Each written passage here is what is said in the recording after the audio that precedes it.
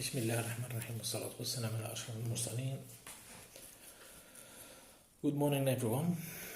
So we are going to proceed last time's session or lecture about the analysis of William Bradford, the excerpt this one. My students know this one. It is already posted either in the e-learning platform or the Facebook page, right? So before that, we are going to talk about the first the importance of the let's say the idiosyncrasy. When we say the idiosyncrasy, we should start with the profiling the author. Profiling the author, that is knowing more about who tells rather than the telling of it. The telling of it is going to be scrutinized afterwards, right? So the idiosyncrasy, to a certain extent, is a transposing of the characteristic. All what is in the personality of the author, the inner personality, inner psyche, is transposed within the words and phrases. The way he thinks, the way he lived in the past is going to be discovered by, of course, professionals, men of letters, learners that are really equipped with the universal tools and the stylistic devices. All right. I'm going to talk about a little bit about William Bradford. He was born by the end of the 16th century, 1590. A simple man belonging to the genteel stratum, right, of the British society in England. By the age of 12, he left the Church of England, knowing that in 1560 it was like the breaking out of the breaking away of the Church of England from the Catholic Church, right? So he was aware to a certain extent of the discrepancies that are in all the ill practices in the Catholic Church, right? At the age of 18, he joined a group of separatists. Then they you know the story. They went to Holland and he studied there the Bible, and he was a weaver, and he learned many languages, such as French, Italian, Hebrew, Latin. These languages opened the door for him to discover a new thing, to read about the scriptures, all scriptures, and the Old Testament in particular. All right. Now we're going to talk about the audience. Now, who is the audience? Here we are following the sample of writing a critical essay. When we write a critical essay, we talk about a short biography of the author, if so to speak. But I prefer profiling. To my students, I tell them to profile the author, to know more about his psyche, something like psychological, rather than, because learning is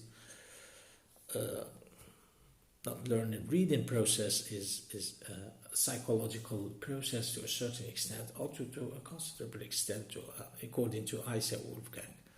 Well, it takes 15 minutes to start interacting with the text and the reader, with words and phrases, and the imagination of the reader or the readership, and they meet in the meaning ground.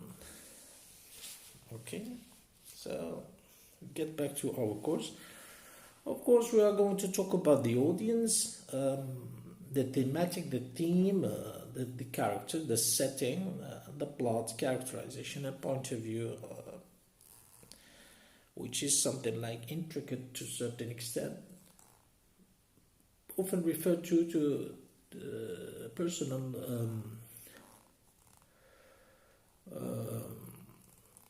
pronouns, so to speak, I, he, she, and the first person singular, we. But it is more complicated. It is often also referred to as the narrator, the role of the narrator. Now, what is important here is the register. When we talk about the register, it means that we are going to speak about the level of language, whether it's formal, informal, or something else. Here, the register is, yes, religious. Yes. So biblical language is used here. When we say biblical language, it means that alien words are used here we are talking here about the contemporary, not contemporary, our contemporary learners or readers. Yes, they are going to encounter strange words to a certain extent, so to speak, of course. Now, the kind of diction of words that are used, Anglo-Saxon, or either of Anglo-Saxon origin or Latin origin. Anglo-Saxon, like, give you an example here, loath, and Latin banishment. Latin, it means like French. All right, we start with the first paragraph. It is well known unto the godly and judicious, however, since the first breaking out of the light of the gospel. So we stop here. Now, observe with me, the first breaking out of the light of the gospel. Now, which figure of speech is highlighted here? Yeah, it's the liberation of the Catholic Church of the Church of England from the Catholic Church, or yes, the first breaking out, or the very beginning of the Christianity. Here we have a pun here. The author is playing on words, or sorry, or it says here that the very first beginning of the Christianity, denying therewith the Catholic Church. Bradford alludes to the Church of England by the light of the gospel. All right. Despite the fact that he was a separatist, but to a certain extent they believed that they were against the Catholic Church at first. Okay, now here, the Catholic Church, an allusion also to a Catholic Church. Here we have two figures of speech, a pun and an allusion to the Catholic Church. We proceed. The light of the gospel in our honourable nation of England, which was the first nations whom the Lord adorned with therewith after the gross darkness of popery. The gross darkness of popery. Yes? The gross darkness of popery. When we say popery, it's pope. And the pope refers to the Catholic Church. Yes, it is an allusion to the Catholic Church also, which had covered and overspread the Christian world, which was, of course, under its, let's say, iron grip. What was in oppositions since ever, Satan had raised, maintained and continued against the saints from time to time in one sort or the other. Satan here, Satan is a reference first. It is a reference, a biblical reference. Yes, more than that. Look, Satan hath raised, maintained and continued against the saints. Who are the saints? The saints is an allusion to, yes? I guess you know, the saints, the separatists, the ones who want to purify the religion, of course. And Satan is King James I, or the king in general. We refer to it as the crown. Okay, from time to time in sort of the other, sometimes by bloody death and cruel taunts. other wiles, imprisonments, banishments, and other hard usages, as being loath his kingdom should go down, the truth prevail, and the churches of God revert to their ancient purity.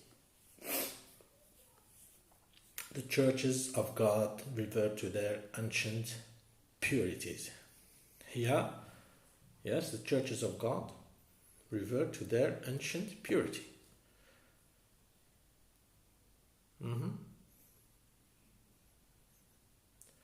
What are we doing here? What is the author doing here? The churches of God revert to their ancient purity. It's a personification. It is endowing a thing with like a person's ability or abilities. All right. Second paragraph. But when he could not prevail by these means against the main truth of gospel is the allusion to Puritanism as a doctrine. All right. Puritanism has been or had been considered as a religion rather than a doctrine, rather than a dogma that is followed by a group of people. That they began to take root in many places. There is an allusion to Puritans being watered with the blood of the martyrs and blessed from heaven with a gracious increase. Being watered. With watered. Follow with me the second line of the second paragraph. Being watered with the blood of the martyrs and blessed from heaven with a gracious increase. This is an exaggeration for emphasis. This is a litotes. You take notes, please. In case you don't understand or you don't grasp something, just you contact me in private or in my page you leave your question. He then began to take him to his ancient stratagems, used of old against the first Christians, that went by the bloody and barbarous persecution of the heathen emperors. He could not stop and subvert the course of the gospel, but that it speedily overspread with a wonderful celerity.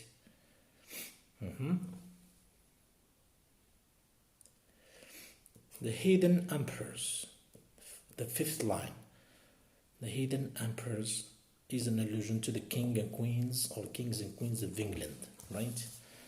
And the sentence starting from the heathen emperors, he could not stop and subvert the course of the gospel, but it speedily overspread with a wonderful celerity, right? It's an irony, right?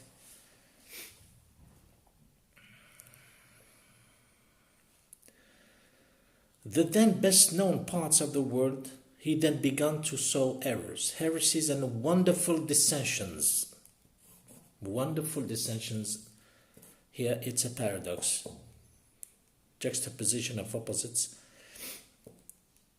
amongst the professors themselves, working upon their pride and ambition with other corrupt passions incident to all mortal men, to the saints themselves in some measure, by which woeful effects followed.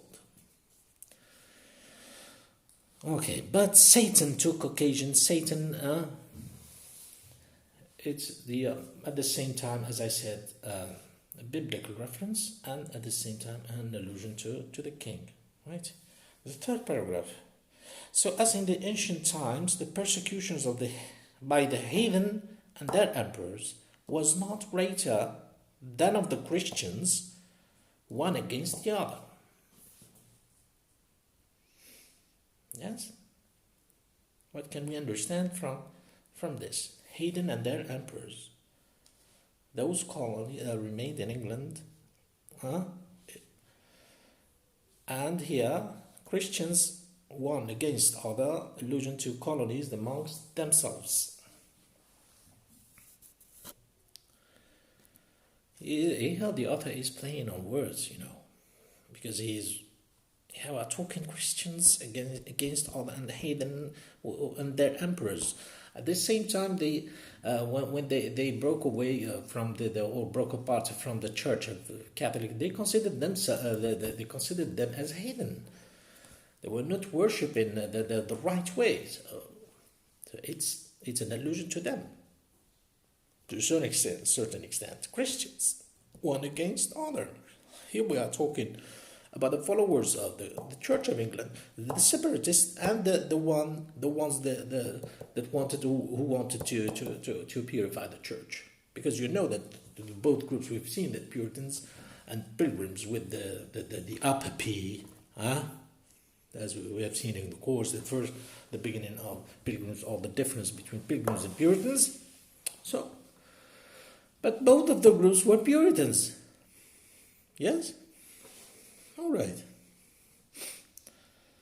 As witnessed Socrates in his second book. Socrates is a reference in his second book. His words are these: "The violence truly," said he, "was no less than that of old practiced towards the Christians when they were compelled and drowned to sacrifice to idols." Yes? Christians when they were compelled and drowned to sacrifice to idol. Yes? What is meant by this?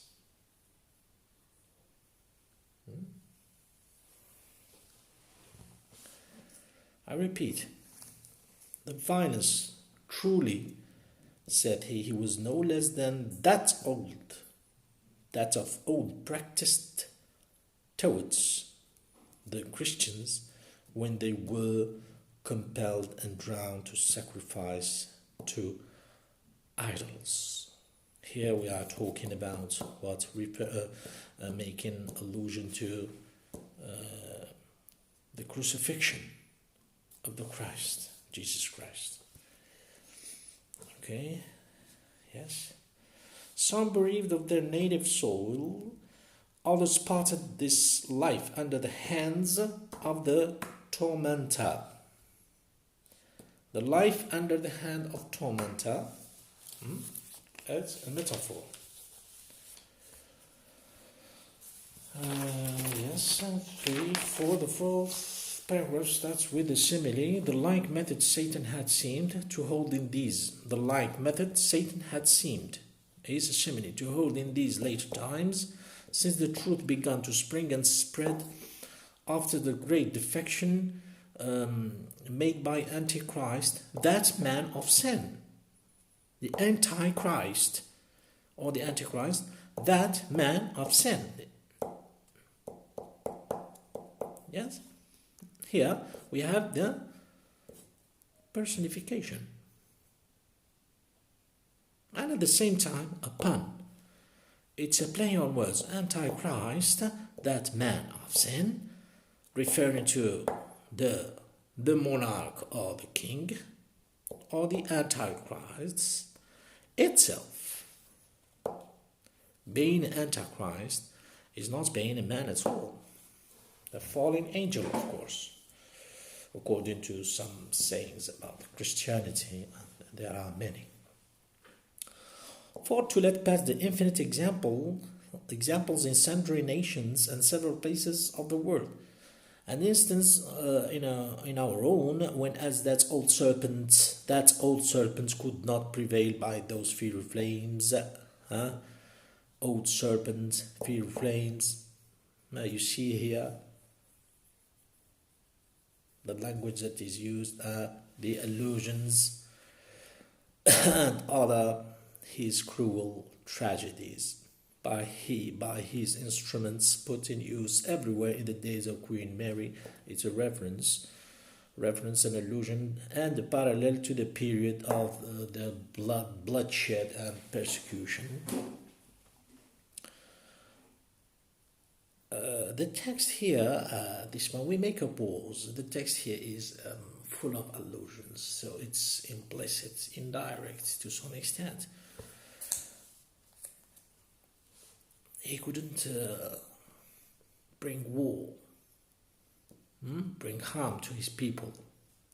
William Bradford was a simple man, but a clever man. He was the governor of Plymouth Company. He implemented democracy.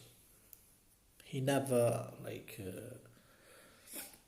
obliged people or compelled them to attend a congregational, as is the case for the other colony, Massachusetts colony. When we say Massachusetts, we are going to talk about Nathaniel Hawthorne next time. Brought up in Massachusetts, Puritanism, but defending the right of human being. Despite the fact that Puritans were harsh on sins, they wouldn't forgive sin at all. Alright, close the bracket. By kindling the flames of contention and sowing the seeds of discord and bitter enmity amongst the professors. See the metaphors, the flames of contention and sowing the seeds of discord and bitter enmity amongst the professors. Who are the professors? It is an allusion also to priests, the priests. For when he could not prevail by the former means against the principal doctrines of faith, he bent his force against. So he bent his force, it's a metaphor, the holy discipline. What's a holy discipline? Is it Puritanism? Is it Christianism? Is it Catholicism? Is it so? It's a kind of allusion and pun at the same time. So the text is, although written with a biblical language, religious to a certain extent, because he'd been studying the Bible along with his childhood. At 18, he joined, so he got he was a brainy and kind of, to a certain extent, an expert in religion and theology. Okay, we proceed. Here, by which those holy doctrines should be conserved and true pity maintains against the saints and people of God. Look here, the saints, one group, people of God.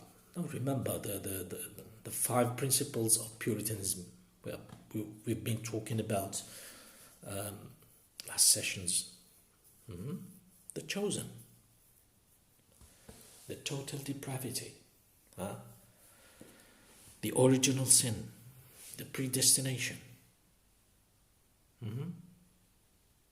the grace that is only given to the people of God, which means the people of God are the Puritans. The saints are also the Puritans, but with the uppercase P or lowercase p.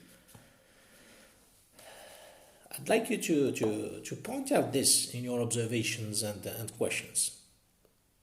Well, yeah, I'm waiting for questions in order to build the understanding of the course. Of course, it's an interaction. When dealing with the literary text, it should be an interaction with learner, teacher. But the circumstances of not the bloody circumstances, but the awful circumstances of the coronavirus compelled us to stay home. All right, thanks to the technologies that we are connected to each other.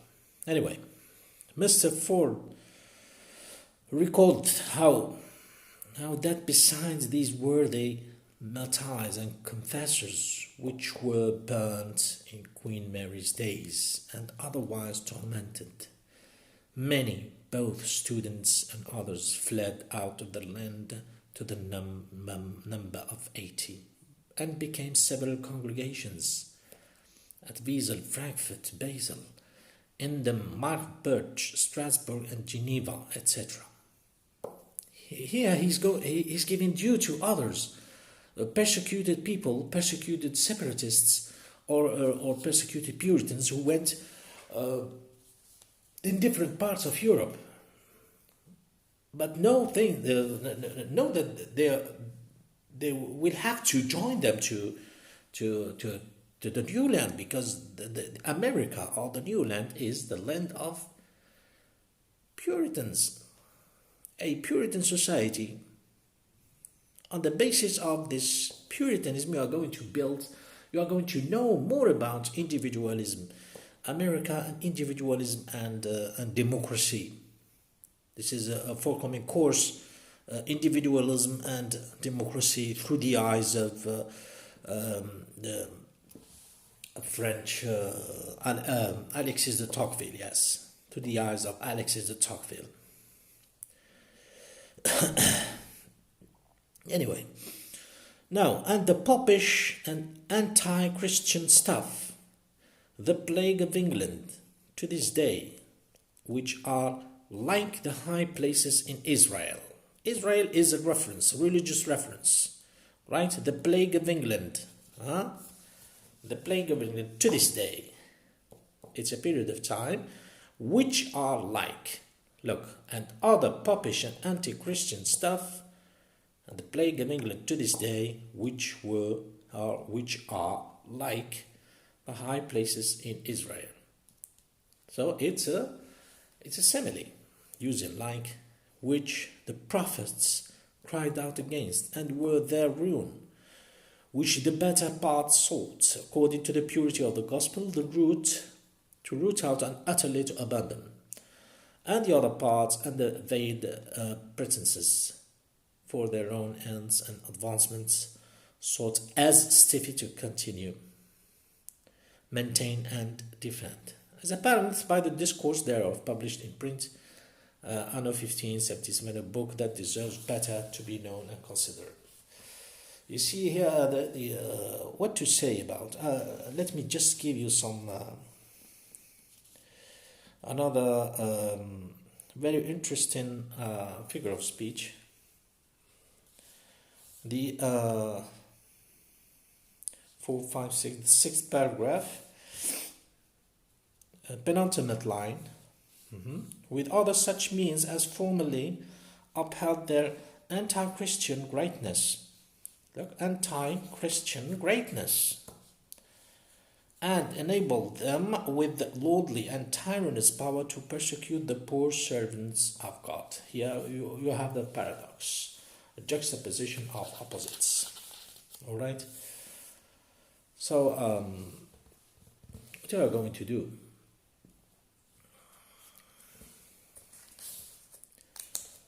Now you are going to answer some questions. Of course, you are going to summarize what has been said here, and point out all the figures of speech that still hiding in the text, so to speak. So what about the governing forces? What about the genre? We haven't spoken about the genre yet. The text, of course, is taken from a series of events, a journal. This is a journal kept by William Bradford. Is this fictitious? What about the setting? Are the setting fictitious? Are tenses here fictitious? Is it a narrative? Now what about the governing forces? Now you are going to discover in this short excerpt just point out some centripetal and centrifugal forces, just to see to which extent have you understood the course of the novel. If you want me to give you another course about the novel, we will do it, inshallah. But for the next time, we are going to study page 28-29 from the Scarlet Letter by Hawthorne. All right, Nathaniel Hawthorne, page 28-29. It is published or posted in my page as pictures or photographs. So thank you very much for your attention. And, don't forget to answer the questions. If you have any question, I'd be happy to answer them. وآخر الكلام السلام عليكم وصلى الله وسلم على سيدنا محمد وعلى آله